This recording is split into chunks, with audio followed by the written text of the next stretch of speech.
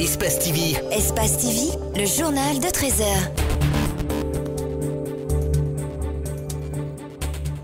Bonsoir, vous regardez Espace TV. Voici les titres de l'actualité. 2 morts par balle dans la soirée de mercredi en marge de la journée ville morte. Appelé par l'opposition, ce jeudi, un policier a succombé à ses blessures et un gendarme grièvement blessé lors d'une opération de maintien d'ordre à Wanindara où des heurts ont éclaté entre forces de l'ordre et des manifestants. En interactualité, un homme armé ouvre le feu dans un bar de Californie. Un rescapé raconte la fusillade dans un bar discothèque près de Los Angeles en Californie, au cours de laquelle un homme armé a tué 12 personnes avant de lui-même trouver la mort. C'était les principaux titres. Bonsoir et bienvenue dans ce 13h. La marche pacifique de l'opposition républicaine prévue ce jeudi a été finalement reportée. Ceci pour rendre un hommage aux jeunes tués par balle à Wanindara. Ce mercredi soir, le chef de file de l'opposition républicaine invite ses militants et sympathisants ainsi qu'à l'ensemble du peuple de Guinée épris de paix et de justice à se mobiliser davantage pour l'ancrage de la démocratie et d'un état de droit en Guinée. Mamadou Kalisso et Ibrahima Soli Camara. C'est un seul d'Alain Diallo, très ému, presque en larmes, qui s'est adressé à la presse ce jeudi à son domicile privé à Dixine. Il a fermement condamné l'assassinat par balle des 2 jeunes à Wanindara mercredi soir. Je suis marqué par 2 sentiments. L'indignation que je viens d'exprimer, mais aussi la détermination de continuer la lutte. Et je sais que je serai avec vous dans ce combat contre l'impunité, pour une démocratie apaisée dans notre pays, pour le respect des droits humains. Le chef de file de l'opposition républicaine a demandé aux militants et sympathisants de surseoir à la marche de ce jeudi. Il exhorte par la même occasion le peuple de Guinée à observer 5 jours de deuil national à la mémoire de toutes les victimes. Ainsi, mardi prochain, les femmes de l'opposition protesteront. Mercredi, une journée ville morte et jeudi, une autre marche pacifique pour réclamer justice pour les victimes de ces tueries. C'est l'impunité qui encourage la récidive. J'ai toujours dit que si le cas de Diakaré a été bien traité, conformément aux dispositions légales, on ne serait jamais arrivé à 10. Aujourd'hui, on est à 101 tués. Le président de l'UFDG a par ailleurs dénoncé l'attitude du pouvoir en place qui, selon lui, encourage la division et fait la promotion des médiocres. Alpha Condé, c'est de diviser, stigmatiser, exclure, tuer, garantir l'impunité aux assassins lorsque c'est des gens qui ne sont pas de son clan.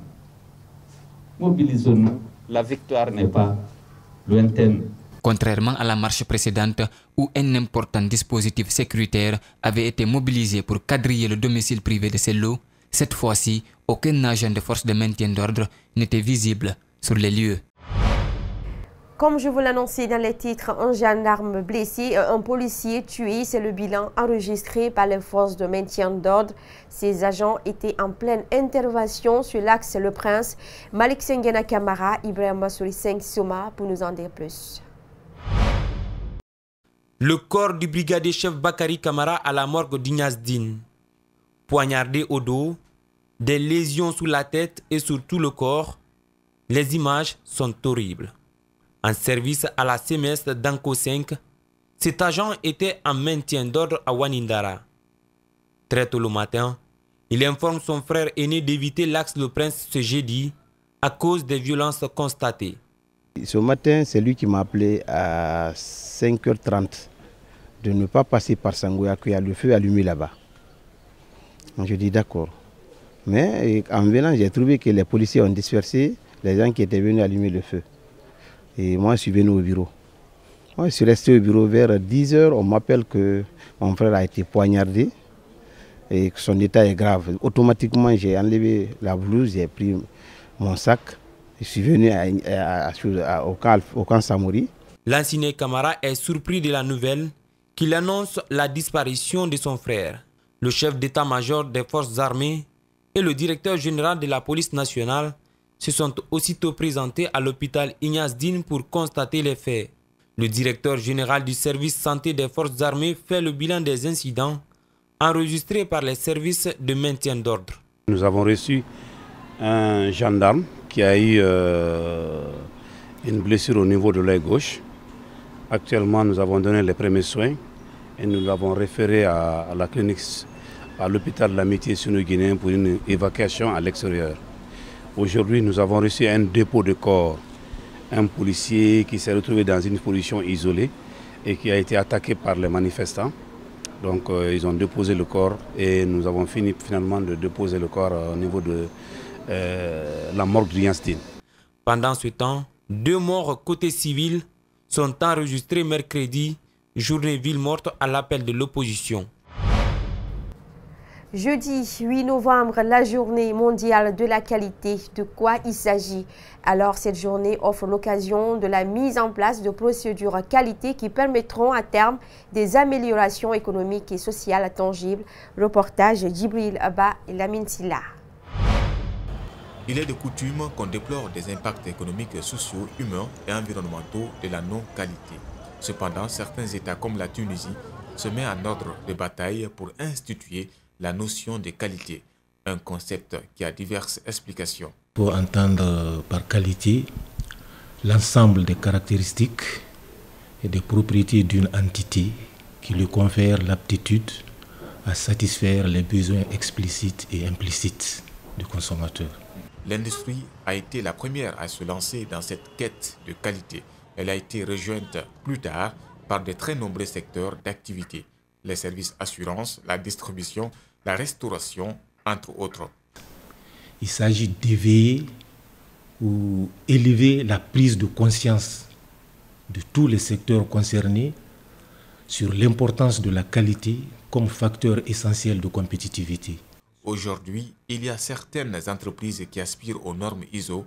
Le respect de ces normes permet de garantir aux consommateurs une conformité de produits et services concernés par rapport à un certain nombre d'exigences.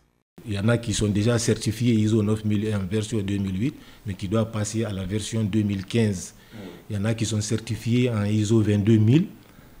Il y en a qui sont certifiés en ISO 14001. Donc tout ça, là, ça rentre dans le cadre de l'amélioration de la qualité. Parce que quand vous prenez ISO 9001 version 2015, c'est le management de la qualité, ce sont les exigences qui concernent, comment on appelle, cette qualité. Les normes ISO se renouvellent chaque 5 ans, cela dans le but d'améliorer la performance et le contenu de l'entreprise ayant souscrit.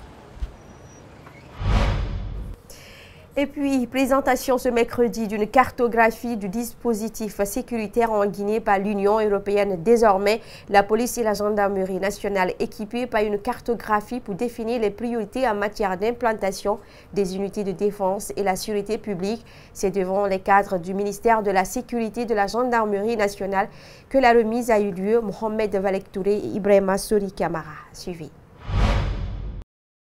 C'est un outil de travail qui va permettre à la police guinéenne et à la gendarmerie nationale de veiller désormais à la sûreté publique et participer à la défense opérationnelle du territoire. Un soutien de l'Union européenne en vue de renforcer des mécanismes de gestion et de contrôle des agents.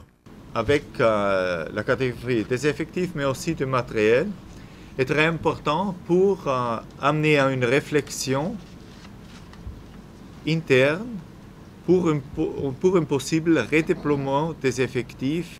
L'Union européenne, disposée à accompagner la Guinée dans le domaine sécuritaire, a entamé des séries de formations des policiers et gendarmes pour mener à bien les chantiers de redéploiement des effectifs, des moyens et d'optimisation de la répartition des attributions entre la police et la gendarmerie.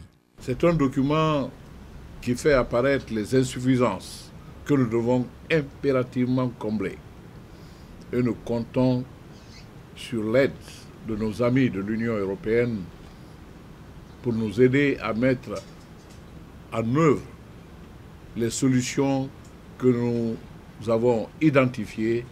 De par cette cartographie, une vue d'ensemble sur toutes les structures de gendarmerie et police est possible.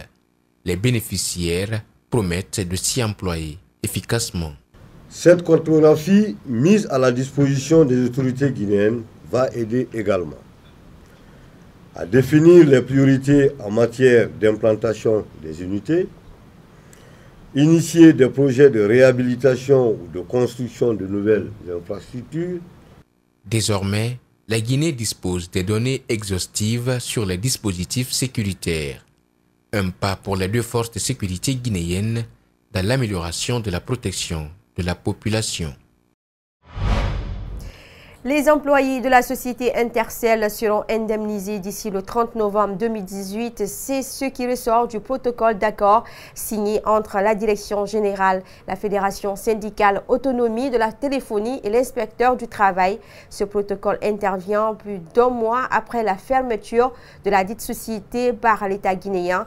Par ailleurs, les dettes des employés contractées à l'interne sont annulées par la direction. Alcéné Bari et Aliouba.